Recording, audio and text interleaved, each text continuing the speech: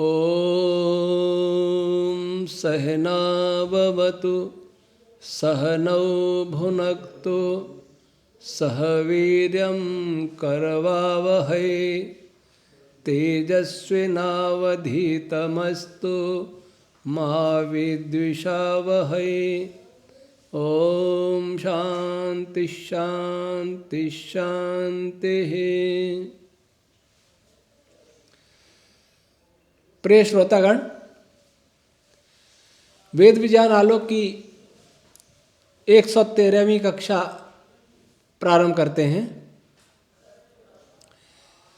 पहली पंचिका के पहले खंड के तृतीय खंड का कंडिका समूह है 7। वेद विज्ञान आलोक 1-3-7। दीक्षित विमितम प्रपादयन्ति योनिर्वा एषा दीक्षितस्य दीक्षित विमितं योनिमेवैनं तत्स्वां प्रपादयन्ति।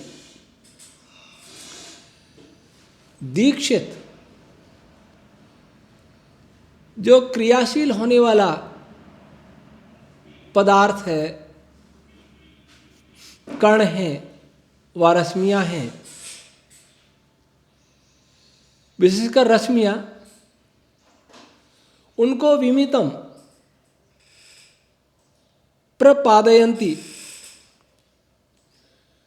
उनके लिए एक स्थान विशेष जो सुनिश्चित होता है उसकी ओर ले जाते हैं। अर्थात उस पदार्थ को एक मर्यादित स्थान प्रदान किया जाता है। जो पदार्थ संपूर्ण ब्रह्मांड में बिखरा हुआ था, उस पदार्थ में यत्र तत्र कुछ संघनन होकर के एक आकार विशेष प्रदान करना प्रारंभ किया जाता है।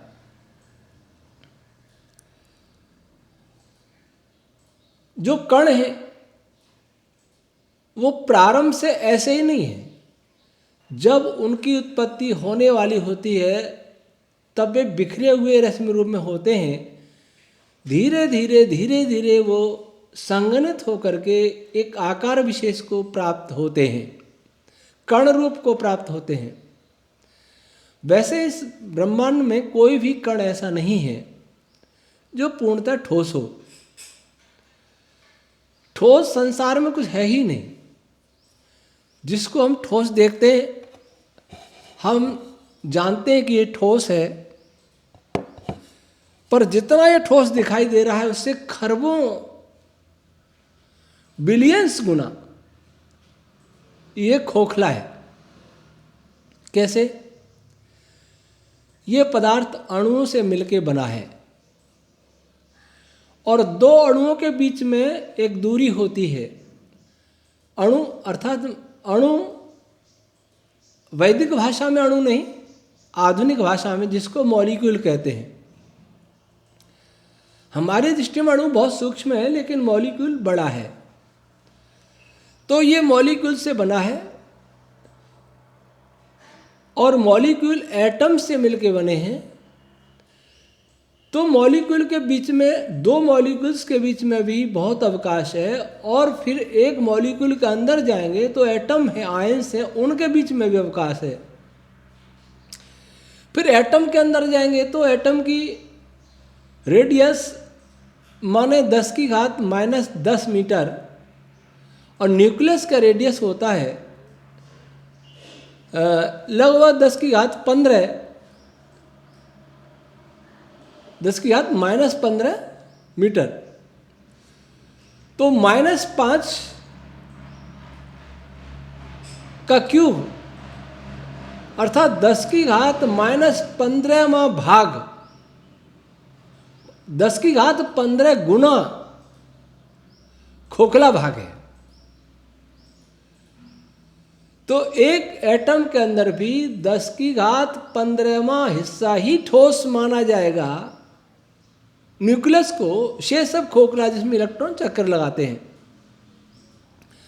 जो चक्कर लगाने वाले इलेक्ट्रॉन हैं वे भी ठोस नहीं है, वे भी खोखले हैं, वे भी रश्मियों से बने हैं। एक प्रकार का ऐसा समझे जैसे छोटा सा बादल हो, वैसा इलेक्ट्रॉन्स। और जैसे ग्रह सारे चक्कर लगाते हैं वैसे इलेक्ट्रॉन, ग्रह तो ठोस दिखते हैं लेकिन इलेक्ट्रॉन ठोस नहीं है। यह तो ग्रह भी ठोस नहीं है लेकिन वो दिखाई देते, इलेक्ट्रॉन दिखाई देता नहीं। और न्यूक्लियस में सोचे कि न्यूक्लियस ठोस है, उसमें भी न्यूट्रॉन प्रोटॉन भरे रहते हैं, उनके बीच में भी गैप है, वो भी ठोस नहीं है।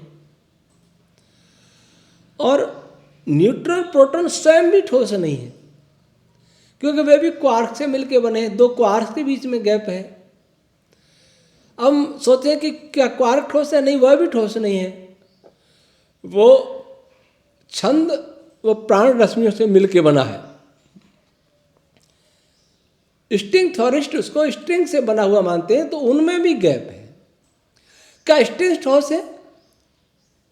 छंद रश्मि ठोस है? वो तो ठोस है ही नहीं, वो रश्मि रूप है, वो सूक्ष्म रश्मियों से बनी है, वे मन से बनी है।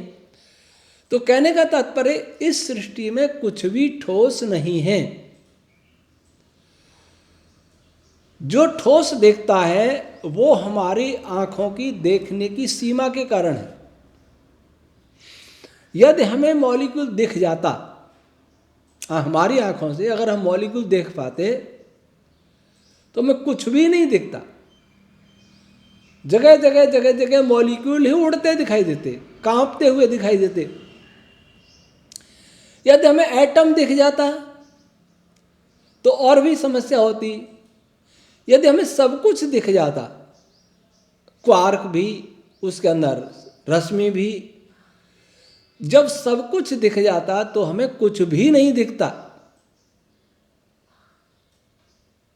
न मैं आपको देख पाता, न आप मुझे देख पाते, न मेरे सामने जो पुस्तक है, न मैं पुस्तक को देख पाता, न मैं पढ़ पाता, न सूर्य दिखता, न चंद्र दिखता, न पृथ्वी दिखती, न कोई ग्रह दिखता, मकान, वनस्पति, पशु पक्षी कोई भी नहीं दिखता। केवल रश्मियां ही रश्मियां कंपित होते हुए दिखाई देती। एक जाल दिखता रश्मियों का, अगर वो आंखों से दिखता तो बड़ा विचित्र सा वाक्य है कि यदि मैं सब कुछ देख पाता तो मैं कुछ भी नहीं देख पाता। तो मैं कुछ भी नहीं देख पाऊं ऐसा एक पदार्थ था, किसी भी टेक्नोलॉजी से नहीं देख पाऊं ऐसा एक पदार्थ था।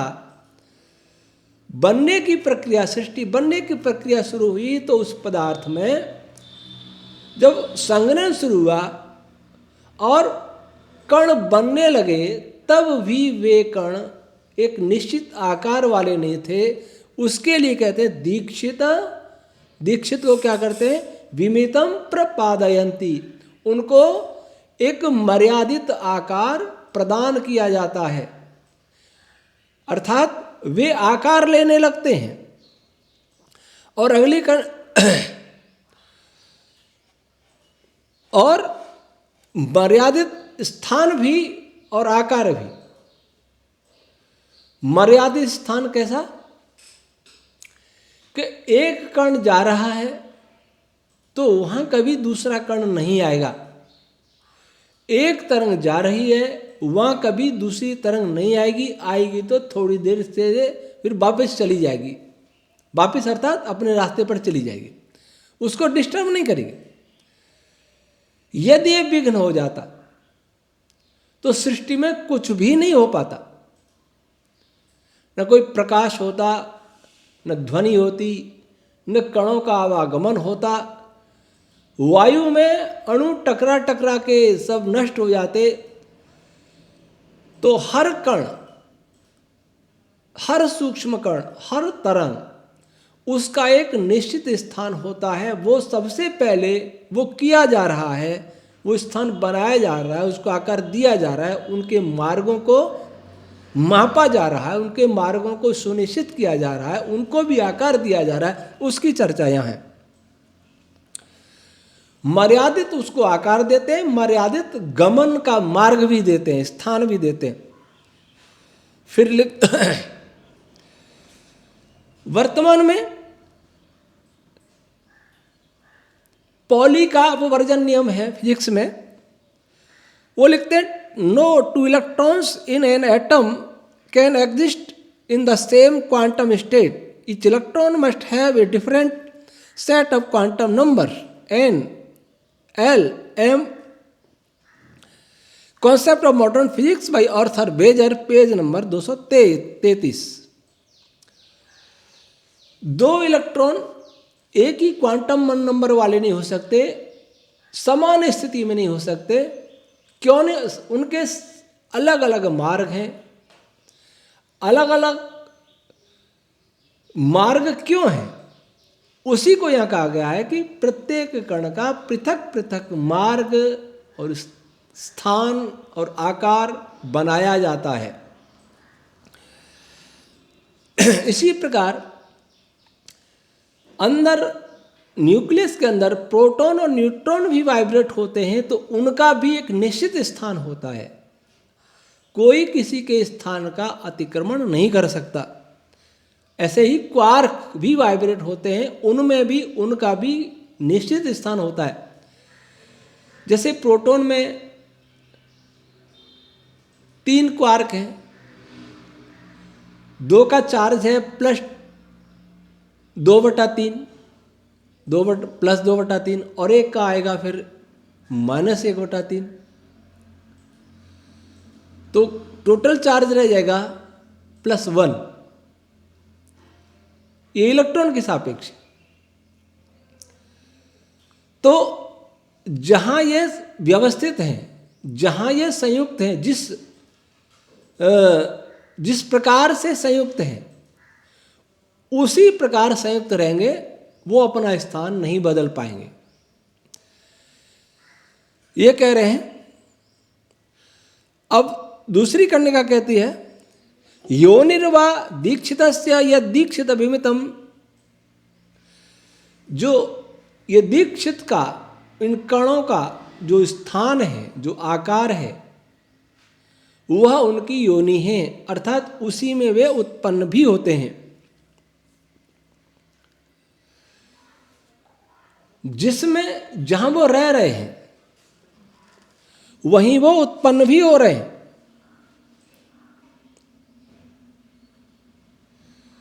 अर्थात जिस मर्यादा में, जिस आकार में वे उत्पन्न हुए हैं, वे उसी में रहते हैं। जो उनको जन्म से गति मिली है, वे उसी गति में रहते हैं, उसमें परिवर्तन नहीं कर सकते। योनि का अर्थ है योनि अंतरिक्षम महान अवयव परिवीतो वायुना, निरुक्त 2:8, परिमंडला ही योनि।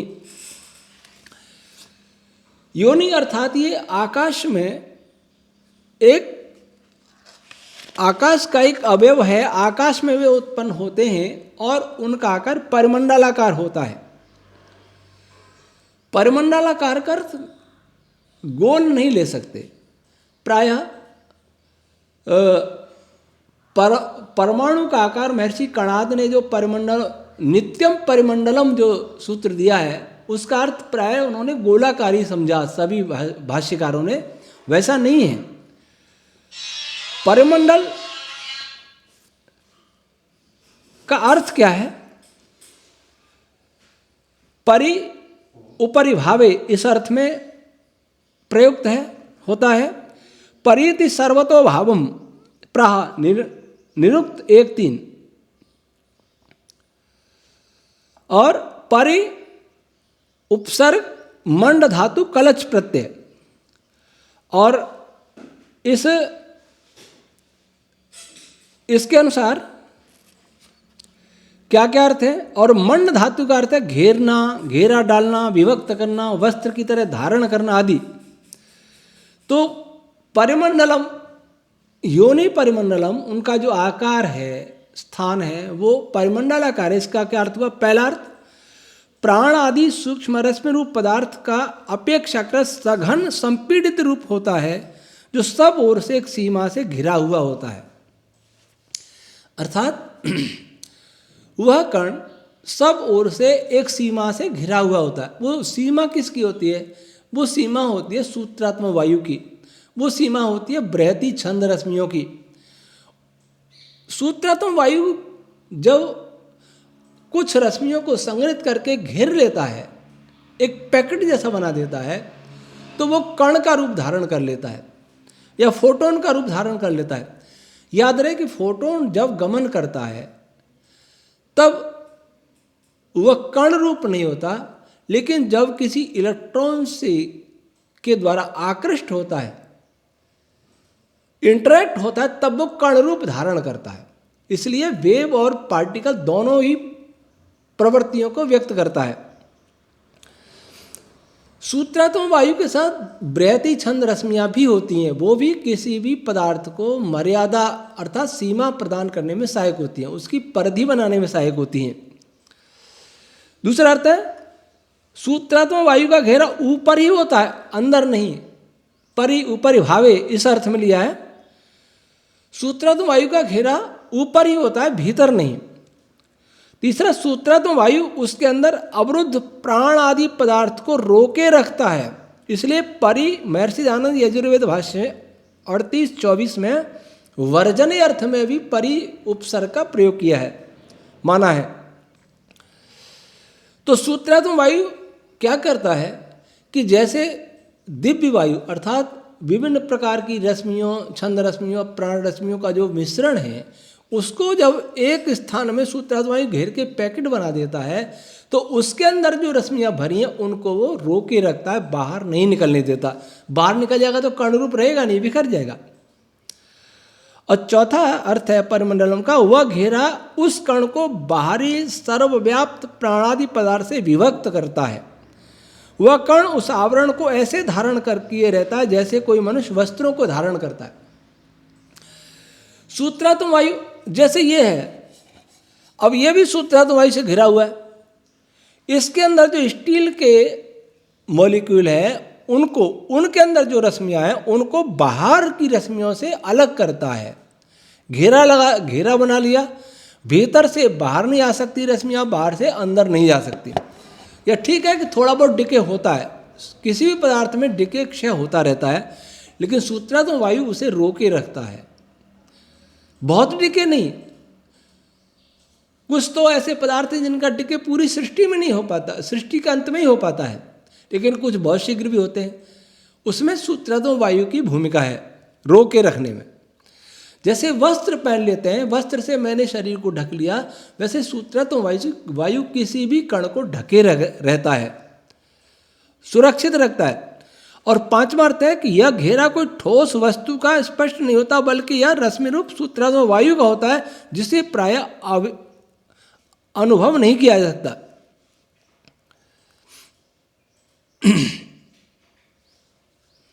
तो ये परिमंडल का अर्थ है। पहला अर्थ कि वह कण एक सीमा से घिरा हुआ होता है, वह सीमा होती है सूत्रात्मक वायु और बृहति रश्मियों की। दूसरा अर्थ, वह सूत्रात्मक वायु उसके अंदर नहीं होता, बाहर ही होता है। तीसरा, वह अंदर की रश्मियों को बाहर आने से रोके रखता है। चौथा, वह अंदर की रश्मियों को बाहर की रश्मियों से पृथक रखता है। और पांचवा, वह घेरा ठोस नहीं होता, बल्कि वह सूक्ष्म रश्मि रूप होता है, अदृश्य होता है, जो अनुभव में नहीं आता। ऐसे ही कण को नित्यम परिमंडलम कहा है। तो सारे ये बनता कैसे है? आचार्य सारण ने दीक्षित यजमान के अपनी योनि के प्रवेश में प्रसंग में तैतरी संहिता 6.1.2.1 को उद्धृत करते हुए लिखा है, बहि पावयित्वान्तः प्रपादयति मनुष्यलोक एवैनं पावयित्वा पूतं देवलोकम प्रणयति। सारण ने यह अर्थ किया है, लेकिन गंभीर वैज्ञानिक अर्थ इसका क्या है? या किसी भी कण के बनने और अपनी कक्षा रूप योनि में स्थापित होने का एक गंभीर विज्ञान है, जो साइंस नहीं जानता। कैसे? वर्तमान विज्ञान को ये पता ही नहीं है कि मूल कण कैसे बनते हैं और कब बने। कभी कहते हैं बिग बैंग से विस्फोट हुआ तो उसमें से मूल कण, ये कण, पार्टिकल और एनर्जी, ये दोनों एक थे और दोनों ही बाहर निकले, अर्थात पार्टिकल बाहर निकले, स्पेस तेजी से इन्फ्लेशन हुआ और उसके साथ ही पार्टिकल भी थे। इन्फ्लेशन स्पेस में होता है और स्पेस में होता है तो पार्टिकल भी बाहर तेजी से भागते हैं। स्पेस जाएगा तो वो भी जाएंगे क्योंकि वो स्पेस से चिपके हुए हैं। लेकिन पार्टिकल कब से थे, कैसे, कब से थे, ये कुछ जानकारी नहीं है। और कब से नहीं थे, पूर्व में नहीं थे, बाद में बने तो कैसे बने, यह भी जानकारी नहीं है। आयंस कैसे बने, न्यूक्लियस कैसे बने, एटम्स कैसे बने, मॉलिक्यूल कैसे बने, इनकी तो जानकारी देता है विज्ञान, वर्तमान फिजिक्स। लेकिन जो एलिमेंट्री पार्टिकल जिनको कहा जाता है, चाहे लेप्टॉन हो, चाहे हेड्रॉन हो, चाहे बोसॉन हो, कोई भी, वो कैसे बनते हैं इसकी जानकारी नहीं है। उसकी जानकारी यह दी है कि जैसे सबसे पहले जो मिश्रण है किसका, प्राण और छंद रश्मियों का मिश्रण एक सा है। सभी रश्मियां कंपित हो रही हैं, वाइब्रेट हो रही हैं, लेकिन दिखने में, दिखने का मतलब आंखों से दिखने का नहीं, लेकिन वैसे एक जैसा रूप होता है सब जगह। फिर कल बताया था कि रंग, पिछली कक्षा में, कि रंग आने लगते हैं, थोड़ा थोड़ा उनका विशिष्ट गुण प्रकट होने लगता है, विशिष्टता आने लगती है। वो कैसे आती है, जैसे यहाँ आपने देखा होगा कभी, आप गर्मी की ऋतु में जा रहे हैं, रेत का एक, वायु का एक चक्र बनता है और रेत को उड़ाता है, ऊपर ले जाता है, और एक ऐसा, एक बहुत बड़ा पिलर जैसा बन जाता है आसमान में, जमीन से लेकर के ऊपर तक जाता है। उसमें रेत, वायु के साथ रेत चढ़ती हुई दिखती है। ऐसे ही हरिकेन आते हैं, समुद्री चक्रवात आते हैं। हरिकेन बिल्कुल ऐसे, अमेरिका वगैरह में टॉर्नेडो और कई नाम हैं। आकार छोटा होता है, लेकिन वो जहाँ जाते हैं वो सब कुछ नष्ट कर देते हैं।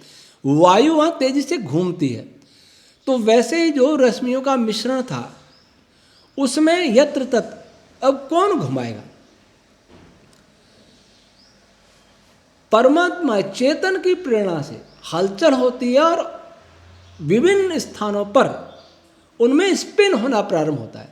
वो पदार्थ का कुछ भाग, रश्मियों का जो स्पिन करने लगता है, ऐसे करने लगता है तो ऐसे करने लगता है, तो वो कंडेंस होने लगता है और बाहर से पदार्थ भी उसमें आने लगता है, ठोस होने लगता है। और उसके बाद जितना ज़्यादा चक्रण स्पिन होगा, जितना स्पिन होगा, वैसा ही वो ठोस जैसा बनता जाएगा। ठोस का अर्थ ये नहीं है कि जैसे ये ठोस है वैसा नहीं। ठोस के बारे में हम पहले भी बता गए, ठोस कोई नहीं होता, लेकिन बाहरी पदार्थ की अपेक्षा वो अधिक घनीभूत हो जाता है और घनीभूत होकर के उसे कण का रूप माना जाता है कि वो कण बन गया है। तैत्तिरीय संहिता 6:1:1 में लिखा है, अंतर्हितो ही देवलोको मनुष्यलोकात्। देवलोक यहाँ का है दिव्य वायु को, दिव्य वायु प्राण और छंद रश्मियों का मिश्रण। और मनुष्य वही प्राण, जो बाहरी जो प्राण होता है, बाहरी प्राण सूक्ष्म वायु है, उसको मनुष्य कहा है। तो उस मनुष्य लोक से वो देवलोक में, मनुष्य लोक से देवलोक, देवलोक मनुष्य लोक के अंदर स्थित हो जाता है और तब वो कण का रूप धारण करता है। इस प्रकार जब वो घूमने लगेंगे तो चारों ओर उसके सूत्रात्मक वायु रश्मियाँ उसको घेर लेती हैं। सूत्रात्मक वायु रश्मियाँ पहले से थी उस मिश्रण में, लेकिन सूत्रात्मक वायु रश्मियाँ फिर जब चक्रण करते हुए को चारों ओर से घेर लेती हैं। उनके साथ ब्रैती रश्मियाँ भी आ जाती हैं। ये दोनों मिलकर के उसको घुमाते घुमाते घुमाते गोल बना देती हैं। गोल अर्थात एक आकार दे देती हैं और तब वो बनता है कण। तो ये कण बनने का यहाँ छोटा सा संकेत किया गया है।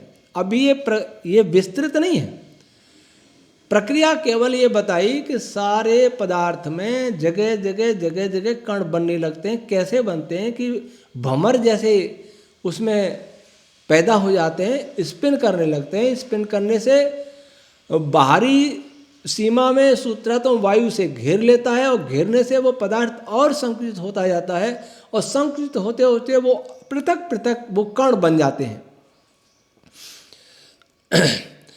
याद रहे कि सूत्रात्मक वायु बिना चेतना के संभव नहीं है। हर कार्य में ओम रश्मियाँ काम करती हैं। ओम रश्मियाँ ही ऐसी रश्मियाँ इस ब्रह्मांड में जो चेतन की तरह व्यवहार करती हैं, जिनके पास प्रयोजन है, जिनके पास समझने की क्षमता है।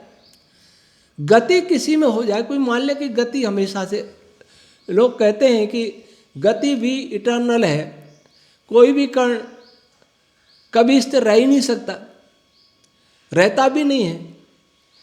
वे ये भूल जाते हैं कि उनका जन्म हुआ उससे पहले कण थे, इसलिए उन्हें पता है कि कण चल रहे। एक खेत में चरती हुई भैंस ने अगर रेलगाड़ी को चलते देखा है तो वो यही सोचेगी कि हमेशा से चल रही है, कभी रुकती है ही नहीं, क्योंकि उसने रुकती हुई कभी देखी नहीं।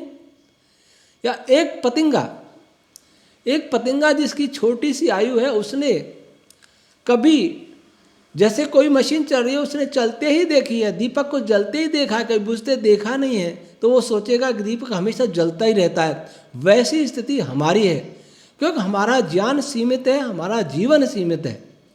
इसलिए हम सोचते हैं कि हमने कणों को चलते हुए देखा है और मरेंगे तब तक ये चढ़ते रहेंगे। हमने सूर्य को भी चलते हुए देखा है, पृथ्वी को भी घूमते हुए देखा है, तो इसका अर्थ ये थोड़ी है कि हमेशा से घूम रहे हैं और घूमते ही रहेंगे। इसलिए जो ये कहते हैं कि गति इटर्नल है, वे भूल जाते हैं कि गति इटर्नल नहीं हो सकती, उसकी यहाँ चर्चा नहीं करनी है। लेकिन दूसरी बात, दुर्जन तोष न्याय से, दुर्जन तोष न्याय क्या होता है कि कोई दुर्जन व्यक्ति नहीं मानता कि नहीं मैं तो ऐसा ही करूँ, चल अच्छा ऐसा ही कर, फिर क्या हुआ। तो ये दुर्जन तोष न्याय से मान भी ले कि गति इटर्नल है, गति स्वाभाविक है, लेकिन वह गति प्रयोजन, जब तक प्रयोजन वाली गति नहीं होगी तब तक सृष्टि नहीं बनेगी। हवा में कार्बन है, ऑक्सीजन है, नाइट्रोजन है, हाइड्रोजन है, बहुत सारी गैसेज हैं, परंतु सब मिल करके रात दिन इनके मॉलिक्यूल्स चलते रहते हैं, बहते रहते हैं, टकराते रहते हैं, एक दूसरे से इंटरेक्ट करते रहते हैं। लेकिन कभी क्या ये मिलकर के खांड बना सके या दूसरा कोई पदार्थ बना सके? अगर सभी मिलकर के क्लोरोफॉर्म बना लेते तो हम सारे मूर्छित हो जाते, मर भी जाते। सभी मिलकर कुछ और बना लेते तो क्या होता? जीवन समाप्त हो जाता। तो क्यों नहीं बना पा रहे? क्योंकि इन अणुओं के पास गति तो है, मॉलिक्यूल्स गति तो कर रहे हैं, ठीक है, लेकिन प्रयोजन नहीं है। कितनी गति चाहिए, कितना तापमान चाहिए, कितना प्रेशर चाहिए, वो नहीं बना सकते, उसके लिए प्रयोजन वाला चाहिए। हाइड्रोजन ऑक्सीजन मिलकर के पानी बनता है और लैब में बनाने में बहुत कठिनाई आती है, लेकिन जब पहले बना होगा, जो लैब की परिस्थितियां वो सारे ब्रह्मांड में पैदा हुई। लैब में वैज्ञानिक ने किया, ब्रह्मांड में किसी और चेतना ने किया, तो ये परिस्थितियां पैदा करना चेतना का काम होता है। कब किस पदार्थ की उत्पत्ति करनी है, न्यूट्रॉन बनना है तो उस योग्य परिस्थिति बनेगी, प्रोटॉन बनना है तो उस योग्य परिस्थिति बनेगी, क्वार्क बनना है, डाउन अप जो भी क्वार्क बनना है तब वो परिस्थिति पैदा होगी, इलेक्ट्रॉन बनना है तब वो परिस्थिति पैदा होगी। प्रयोजन क्या है, किस कण का निर्माण करना है, इस प्रयोजन को देखती हैं ओम रश्मियाँ। ओम रश्मियाँ कैसे देखती हैं? वो भी मन के अंदर वाइब्रेट हो रही। ओम रश्मियाँ का सीधा संबंध ईश्वर से होता है, चेतना से होता है, जो सर्वज्ञ है। ईश्वर सीधे पकड़ के कोई पृथ्वी को नहीं घुमाता। ईश्वर कोई हाथ पैर वाला नहीं है। चार मुंह वाले ब्रह्मा जी ने सूर्य नहीं बनाया, चार मुंह वाले ब्रह्मा जी ने, चार हाथ वाले ब्रह्मा जी ने, विष्णु जी ने संसार नहीं बनाया है। संसार बनाए निराकार शक्ति ने, उसका नाम ब्रह्मा है, उसी का नाम विष्णु, उसी का नाम शिव है, उसी का नाम और नाम है इंद्र है। तो उनका सीधा संबंध ओम रश्मियों से होता है, क्योंकि ओम रश्मि पैदा भी वहीं से होती है। तो ओम रश्मि एक ऐसी डोरी है जिसके सारे कठपुतलियों का खेल चल रहा है। सारे पार्टिकल कठपुतली हैं, सारी रश्मियाँ कठपुतली हैं, और डोरी का नाम है ओम रश्मि। और डोरी किसके हाथ में है? ईश्वर के हाथ में है। तो उसके बाद लिखते हैं कि अगली कंडिका समूह, तस्मात् ध्रुवाद योने रास्ते च चरति च, तस्मात् ध्रुवाद योने गर्भाधीयन्ते च प्रच जायन्ते। इस कारण उस स्थिर स्थान से, उस निश्चित स्थान से, निश्चित स्थान में उस कण को स्थिर किया जाता है और उसी में गमन करता है वो कण। अर्थात जब कोई कण कहीं स्थिर तो कहीं होता नहीं है, कहीं वाइब्रेट हो रहा है, तो वो उस अपनी मर्यादा में हो रहा है और उसी में वो गमन भी कर रहा है, और वो निश्चित होता है, वो स्थान परिवर्तन नहीं होता। ऐसा नहीं कि सूत्रांत वायु यहाँ से हट करके दूसरे में चला जाए, दूसरे कहीं आ जाए, ऐसा कभी नहीं होगा। जिस कण को जिस रश्मि ने घेर रखा है, मर्यादित कर रखा है, वो उस कण के साथ तब तक रहेगी वो रश्मि जब तक उस कण का अस्तित्व है। तस्मात् ध्रुवाद योनिर गर्भाधीयन्ते, और उस योनि में ही, उस योनि क्या है? दिव्य वायु। उस योनि में ही गर्भ धारण किए जाते हैं, उसी में उत्पन्न होते हैं ये कण। या इसका और अर्थ यह है कि वे कण, सृष्टि के सभी कण उस दिव्य वायु में ही रहते हैं, उसी में पोषण पाते हैं, उसी में गमन करते हैं। हर प्रकार की गतियाँ उनकी, परिक्रमण है, घूर्णन है, प्रसर्पण है, परिप्लवन है, सभी प्रकार की गतियाँ उन कणों की उस दिव्य वायु के अंदर ही हो रही हैं, दिव्य वायु से बने हुए आकाश के अंदर हो रही हैं। तो जिससे बने, जैसे बर्फ पानी से बना, बर्फ साफ पानी से बनी और पानी में ही गमन कर रही है। पृथ्वी के ग्लेशियर समुद्र के जल से बने, अर्थात जल से बने और जल में ही टूट करके गिर रहे हैं, जल में ही तैर रहे हैं। वैसी स्थिति इन कणों की है।